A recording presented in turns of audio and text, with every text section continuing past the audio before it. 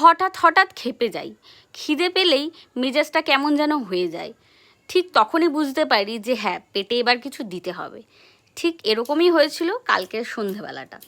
তো আমি যেই বলা সেই কাজ, পেটের ডাকে আমি ছুটে গেলাম সদ্য রান্নাঘরে, আর মাকে একটা সাথে সাথে ম্যাগি করে দিলাম, নুন দিয়ে সেদ্ধ করে, যেহেতু মা নিরামিষ খায় তাই মাকে মশলাটা দিইনি। আর এখানে আমি আমার জন্য স্পেশালভাবে ম্যাগিটা তৈরি করে নিচ্ছি।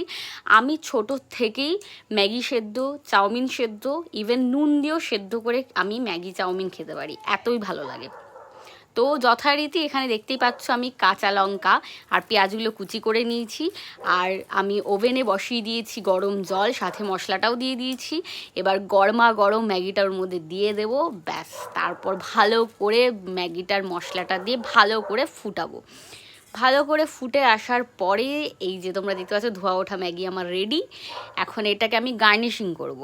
অল্প অল্প পেঁয়াজ কুচি দেখতেই পাচ্ছ একদম ছড়িয়ে দিয়েছি, আর তারপরে দিয়ে দিচ্ছি অল্প অল্প কাঁচা লঙ্কা, যেগুলো আমি কুচি করে রেখেছিলাম আগের থেকেই, সেগুলোই দিয়ে দিচ্ছি।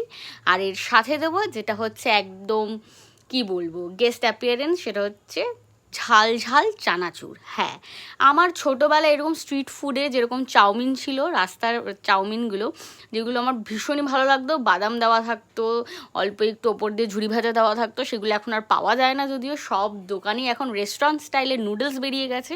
কিন্তু আমার এই পুরোনো দিনের রাস্তার চাউমিনটাই আমার বেশ ভালো লাগে, তাই আমি সেই স্বাদটা ঘরেই ফিরিয়ে আনার জন্য আমি একটু চানাচুর দিয়ে এটাকে তৈরি করে নিলাম।